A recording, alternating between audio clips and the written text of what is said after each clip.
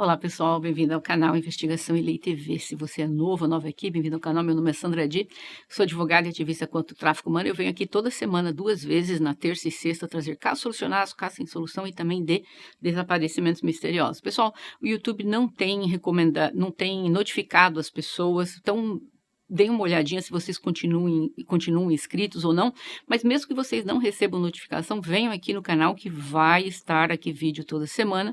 Como eu falei, nós mudamos esses vídeos à noite, ao invés dos 9 da manhã, vai ser às 8, mas vamos ao caso de hoje. Essa é uma história de amor, me partiu o coração. Esse caso ocorreu em 2018 na Índia, Perumala Pranay Kumar. Ele nasceu na Índia em 1994 e tinha um irmão, e na época dos fatos ele tinha apenas 23 anos. Ele era chamado de Pranay, então vou me referir a ele assim, tá? O Pranay, ele era parte de uma família muito unida, mas pessoas muito pobres. O pai dele trabalhava como funcionário da Corporação de Seguro de Vida na Índia e era até que um bom provedor de recursos para a sua família. Eles são cristãos e da casta Dalit. Já vou explicar para vocês como é que funciona o sistema de casta na Índia. Sendo que ser um Dalit é uma desvantagem na sociedade deles. Até os dias de hoje, essa casta é submetida aos desprezos das pessoas e isso vem de longas datas passadas. O sistema de castas na Índia divide em 4 categorias principais e com mais de 25 mil subdivisões. Mas as 4 categorias principais são os Brahmins, os Kshatriyas, os Vaishyas e os Shudras. Em primeiro lugar, vem os Brahmins. Gente, eu tô falando em inglês, eu não sei o que é isso em português. Brahmins talvez seriam os Brahmis, qualquer coisa assim. Ela é composta, essa casta, por professores intelectuais. Então, são pessoas de alto nível intelectual, financeiro. Então, esses são os Brahmins. Em segundo lugar, vem as castas dos Kshatriyas, que são guerreiros e governantes. Em terceiros vem os Vaishyas, que são mercadores. E por último, os Shudras, que fazem parte de todos os trabalhos braçais. Mas os Dalits não estão nem na hierarquia da casta. Sabe por quê? Porque eles são considerados párias segregadas ou intocáveis. Eles são chamados intocáveis porque as demais castas acreditam que o contato com o sangue de um Dalit é considerado poluente. Isso mesmo. Infelizmente, as injustiças contra os Dalits afetam todos os aspectos da vida deles. Eles não têm acesso quase nenhum à educação, não podem comer ou brincar com crianças de outras castas, e isso até os dias de hoje. A maioria das pessoas dessa casta, elas trabalham em fazendas que os ricos fazendeiros pagam apenas com arroz. Algumas são parteiras, os Dalits, eles trabalham a maior parte como coletor de lixo, limpar latrinas, cremar as pessoas falecidas, capturar ratos, carregar tijolos, ou seja, é muito terrível a forma como eles vivem lá. Alguns Dalit tradicionalmente ganham dinheiro, vocês não vão acreditar, coletando as moedas de corpos cremados. Isso mesmo, quando se crema a pessoa, jogam lá um monte de moeda. Então eles vão lá, catam essas moedas e com esse dinheiro eles compram gado, abatem e vendem para os muçulmanos carne do gado abatido para o couro. Então, eu expliquei tudo isso para vocês entenderem por que isso faz sentido dentro desta história. Porque essa história é de uma família muito rica, muito rica. O pai dela, como eu falei, existem 25 mil denominações dentro destas castas, né? E os Dalit, onde eles moram, não tem água potável e nem eletricidade. Então, para vocês verem, até que o pai dele trabalhando proporcionou até uma vida considerável para a família, mas mesmo assim, ele não deixava de ser uma pessoa, o filho dele que nasceu na casta Dalit. Então, o futuro dele não era muito brilhante, mas mesmo assim ele conseguiu entrar numa universidade, que é muito, muito raro. Vamos lá, quem é esse jovem?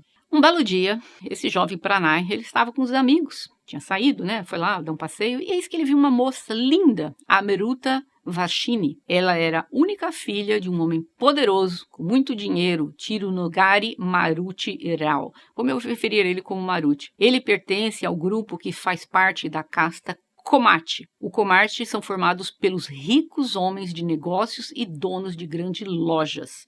É uma das subdivisões dentro daquelas divisões. Então, ela vivia, a filha dele, a Amruti, confortavelmente em um grande edifício de propriedade do seu pai, que era também um incorporador imobiliário. O pai dela deixou bem claro desde muito cedo que ela jamais poderia se socializar com os Dalits, porque isso era incorreto sob todos os pontos de vista. E eis que Naquele dia, quando ela saiu, ela viu o Pranay. E ela reconheceu que ele estudava no mesmo instituto que ela, mas ele era um ano mais velho do que ela, e então ele estava um ano na frente dela na escola. Mas apesar das advertências do pai, ela começou a conversar com esse jovem, e logo depois eles começaram a trocar mensagens telefônicas. Mas eis que seu pai descobriu a amizade dela com ele, e simplesmente ele foi contra.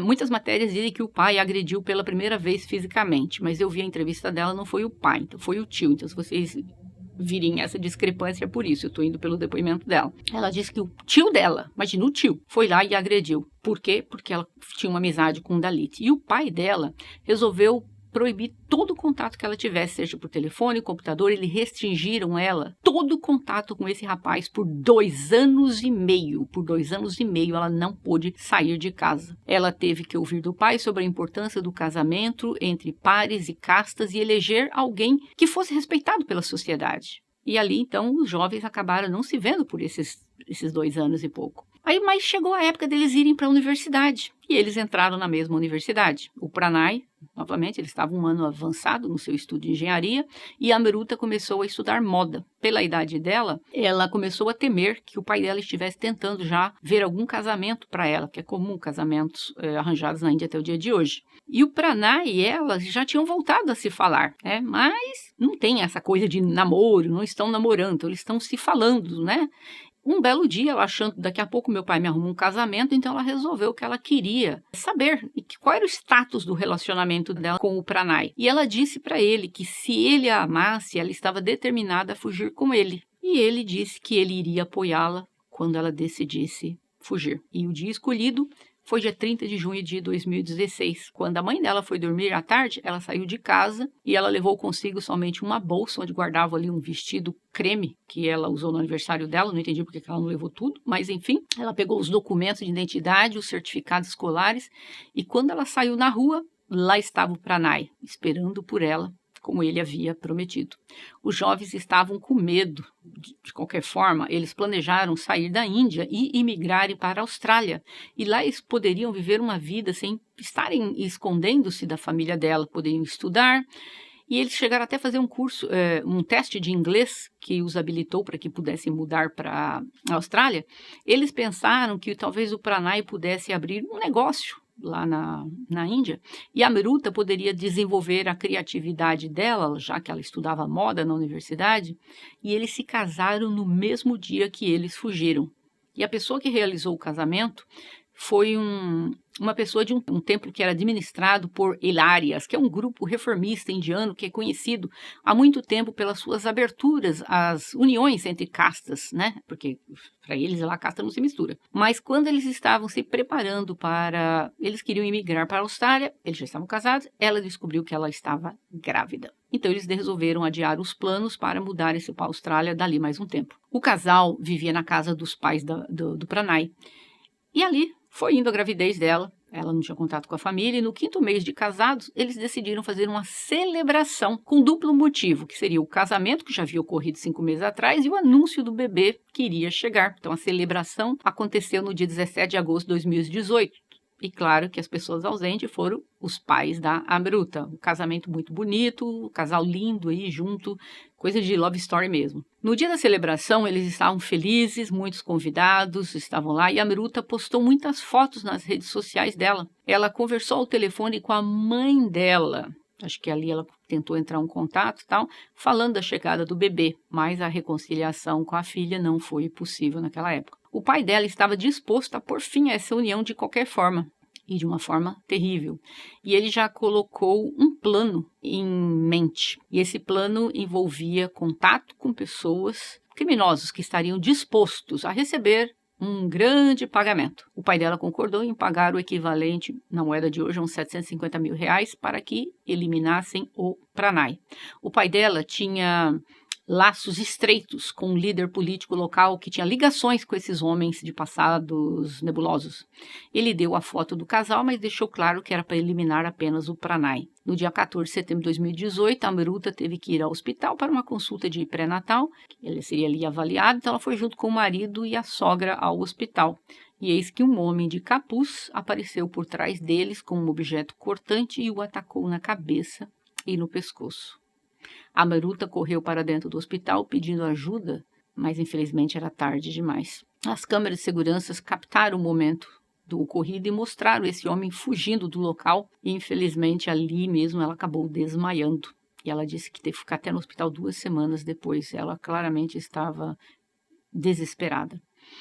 A jovem deixou claro para a polícia que era o seu pai o responsável pelo ocorrido e ela decidiu telefonar para o pai dela para confrontá-lo. Ele não parecia muito preocupado e disse que se ela estava ligando para ele ajudá-la em algo, ela se enganou. As impactantes notícias, rumores e especulações começaram a correr pelo todo o país. O pai do Pranay disse que tudo leva a crer que esse crime já havia tentado antes contra ele. Eu vi algumas matérias na Índia dizendo que ele tentou contra a vida do Pranay 5 vezes. Só que não há menção dessas datas e eu não vi nenhum vídeo no YouTube que diga a respeito disso, mas eu vi uma matéria no Jornal da Índia dizendo isso. Então fica aí, mas não tenho dados a respeito se é verdade que alguém tentou contra a vida dele 5 vezes ou não. Mas enfim, o pai dela foi identificado como o principal suspeito e também o irmão dele, o tio dela. Todos eram cúmplices. A polícia também informou que os acusados contrataram um criminoso para executar o plano naquele dia. A situação ficou tensa porque a família do Pranay se manifestou que seu filho estava enfrentando ameaças contra a vida dele e ele já tinha colocado isso para a polícia. Como eu falei antes, não vejo que houve uma tentativa clara contra a vida dele, mas obviamente deveriam alguns sinais ali e a família dele já havia avisado para a polícia a respeito disso. Os pais falaram que os avisos nunca foram levados a sério pela polícia até que fosse tarde demais e o Pranay tivesse perdido a vida. Centenas de jovens protestaram nas ruas exigindo uma punição severa para o Maruti, o seu irmão, o Sharavan. O superintendente da polícia distrital de Nalgonda anunciou que estava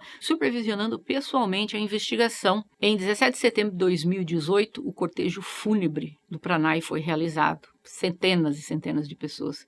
Depois foi uma cerimônia na igreja em que ele foi enterrado no cemitério local. Ele é, como eu falei, ele é cristão. Apenas 1% da população na Índia são cristãos. A Amruta conversou com a imprensa e disse que o pai dela foi o autor intelectual e ela decidiu que ela ficaria morando com a família do Pranay e ela jurou que ela nunca mais voltaria ao lugar onde uma vez foi a casa dela. Ela revelou que achava que seu pai se alegraria sabendo que ela estava esperando um bebê, mas o pai dela disse para interromper a gravidez e aconselhou a esperar alguns anos para que as coisas se acalmassem e insistiu para que ela voltasse para casa para cumprir as regras sociais. Ela não voltou para a casa dos pais dela, ela estava cheia de dor por ter perdido o marido, estava ali grávida, o filho jamais ia poder conhecer o seu pai, e ela exigiu punição do pai, do tio e de todos esses homens participantes. Ela disse que ela havia perdido naquele dia o pai, a mãe e o marido, porque ela não queria mais um relacionamento com eles, né? Os pais do Pranay a amavam como se fosse uma filha e disse que ela nunca estaria sozinha. A polícia também alertou a família do Pranay que eles talvez poderiam estar correndo risco de vida após o ocorrido com o Pranay e aconselharam que eles não deveriam sair sozinhos, mas sempre em grupos, tomar algumas precauções. Eles também prometeram que os órgãos de segurança estariam atentos a qualquer relato de atividade silenciosa contra eles. No dia 18 de setembro de 2018, quando a polícia de Nalgonda apareceu perante a mídia, eles levaram ali 7 pessoas, supostos, todos eles da participação no que ocorreu com o Pranay. O pai da Amruta, o Tirunagari Maruti, o Subhash Kumar, conhecido como Sharma, Asghar Ali, Abdul Bari, o presidente do Congresso Local de Miyaralaguda, Abdul Karim, o tio da Amruta, Shravan Kumar, e o motorista do pai da Amruta, Samudrala Shiva. Somente o motorista depois acabou sendo liberado porque viram que ele não fazia parte desse plano que estava ali sendo arquitetado, ele não tinha conhecimento. Durante o interrogatório, o pai da Amruta disse que o prestígio era primordial para ele e acrescentou que simplesmente o que ele fez era uma coisa correta, ele achava que estava ali preservando a honra da família. Ele admitiu que ele fez uma negociação, né? Só que inicialmente ele deu ali o equivalente a uns R$200 mil e o restante seria pago depois que completasse o caso. Ele acabou escolhendo aqueles homens que tinham todos eles antecedentes criminais. A responsabilidade pela contratação dos demais envolvidos foi feita pelo comissário Ranganath Imagina, uma pessoa que trabalha para o governo. Ele disse que o Maruti se opunha à relação de ambos por pertencer a uma casta inferior. Ele compartilhou que o que deixou o pai irado foi quando a Amruta compartilhou nas redes sociais dela o ocorrido no dia da celebração do casamento dela, onde ela estaria celebrando o casamento um pouco atrasado e falando da gravidez dela. E acontece que isso soou como uma ofensa para o pai dela. Isso trouxe uma vergonha imensa para ele. Ela acabou expondo a honra da família dela. E de acordo com o pai da jovem, aquilo foi humilhante. Ela expor a felicidade dela com a família do Pranay. O chefe da polícia disse que tudo que ocorreu era um plano, obviamente, arquitetado pelo pai da Amruta, que ele entrou em contato com esse homem, esse tal de Bari, através de um intermediário poderoso, que é um deputado municipal, o senhor Barem. O pai dela deu um adiantamento, como eu falei, de um valor de uns 200 mil reais. Gente, 200 mil reais na Índia, vocês não têm noção da fortuna que é. É muito dinheiro. Então, agora vocês não vão acreditar o que ele tentou fazer. Gente, ele tentou subornar o médico da filha para ele interromper a gravidez da filha. E o médico se recusou. Eu não achei nada nas matérias que o médico denunciou isso à polícia, ou se isso somente veio à tona depois. Mas a polícia acabou dando andamento no processo. A Amruta, junto com os sogros, o seu cunhado, eles deram ali, depois de alguns meses, a boa-vinda do filho, enquanto o processo ainda estava em curso. E ela começou a compartilhar nas redes sociais dela o progresso do seu bebê, a sua experiência como mãe. Em abril de 2019, o pai da Amruta e os co-acusados do crime obtiveram liberdade sob fiança. Isso mesmo. E ficaram aguardando o início do julgamento. Apenas um foi mantido preso. Várias organizações de lutas pelos direitos dos Dalits apoiaram a família do Pranay, enquanto outros argumentavam que a Amruta era a causa da vergonha do pai dela. O pai dela estava tentando entrar em contato com a Amruta e pressionando-a para retirar o caso, mas sem sucesso, porque a jovem não desistiu de obter justiça pelo Pranay e disse que seu pai merecia a pena capital. O processo continuou avançando, embora muitas pessoas supostamente implicadas estavam livres, 102 pessoas foram ouvidas. Em 2020, quando o pai dela estava em liberdade, ele tirou a própria vida. A perícia estimou que ele acabou tomando eu não posso falar a palavra aqui, mas vou escrever aqui na tela. Ele acabou tomando isso aí e ele acabou perdendo a vida. Ele deixou uma carta de despedida onde ele pedia perdão à esposa e pedia para a Amruta voltar a morar com a sua mãe. A cremação do corpo do pai dela passou ao vivo, transmitido na televisão. A força policial esteve no local para dissuadir qualquer tentativa, de violência contra ela, porque a Amruta ela resolveu ir no funeral do pai dela. Ela disse que ela resolveu ir porque ele era o pai dela e ela sabia a dor que a mãe dela deveria estar enfrentando de ter perdido o seu esposo. E na carta ele pedia perdão para ela, que eu acho esse perdão dele muito fraco, eu já chego lá. Mas vocês não acreditam, na imprensa ele foi considerado um herói, isso mesmo, teve apresentador famoso de televisão na Índia dizendo que o que o pai dela fez, é isso mesmo, gente, foi um ato honroso, porque ele estava defendendo a filha dele da contaminação das castas com os Dalit. Como é que pode uma coisa dessa? O pessoal da imprensa dizendo isso, né? No entanto, ela enfatizou que naquele dia, quando ela foi lá, ela acabou, a comoção era tão grande, muita gente gritando, mandando ela cair fora, que o pai dela fez tudo aquilo por culpa dela, ela acabou saindo ali da cremação sem nem ter visto o pai. A Amruta continuou publicando nas redes sociais, e ela publicou um texto emocionado, onde ela garantiu que perdeu o marido, e ela disse que um esforço diário ela estaria fazendo para dar o melhor cuidado para o filho deles. Em 2022, a mídia reportou que o Abdul Bari, um dos envolvidos, ele faleceu em consequência de um ataque cardíaco enquanto recebia tratamento no Instituto de Nissan de Ciências Médicas. A Amruta, ela tem um canal no YouTube, vou deixar aqui o link na descrição. Ela compartilha sua vida, seu dia a dia, aí tem vídeos dela, festa de aniversário do filho de 5 anos, ela faz receitas da culinária tradicional indiana. Os sogros estão em todos os vídeos, quase todos os vídeos dela. O filho dela hoje tem 5 anos, é uma criança muito feliz, muito amada por todos, mas infelizmente ele não tinha atingido um desenvolvimento infantil correspondente a a idade dele. Segundo informações, a Amberuta diz que ele sofre de um atraso no idioma e a família estava fazendo de tudo para conseguir a ajuda necessária para ajudá-lo a superar. Quando o pai dela faleceu, ela disse à mãe dela, ela voltou a ter contato com a mãe, que se a mãe quisesse, a mãe poderia ir morar com ela, mas que ela não deixaria a família do Pranay, porque a família do Pranay era a família dela. A mãe dela, claro, não foi morar com ela, mas elas começaram a ter um relacionamento. Ela disse que o pai dela sempre falou que a honra e o prestígio é mais importante que a própria felicidade. E eu pergunto, para onde foi ele com toda a honra e o prestígio? Não levou nada. Ela acha que o pai dela tirou a vida porque ele se arrependeu do que ele fez. Eu já discordo 100% dela. Eu acho que ele tirou a própria vida porque na prisão ele não teria nem a honra e nem o prestígio. Ele fez isso como um ato de covardia por não enfrentar o que ele seria resumido em uma prisão.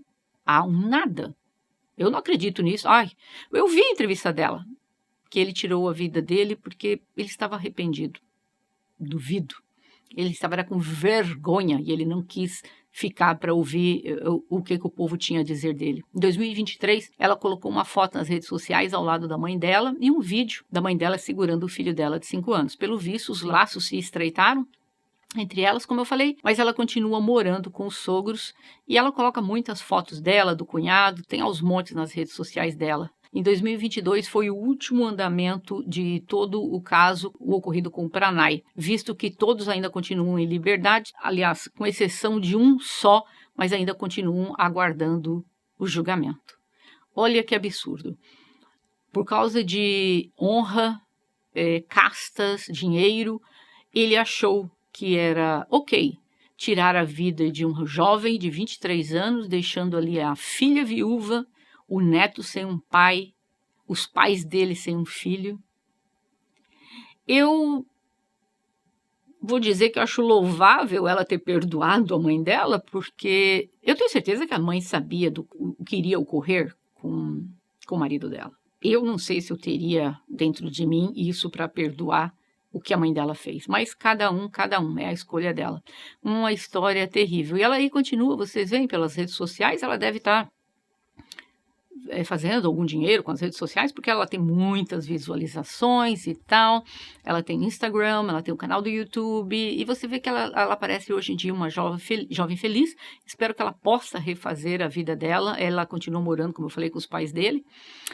E esse é o caso de hoje. Eu gostaria de ouvir de vocês. Vocês acham que o pai dela tirou a vida dele porque ele se arrependeu do que ele fez com ela?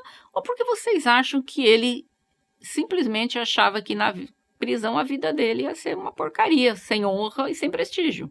Que é o que eu fico achando.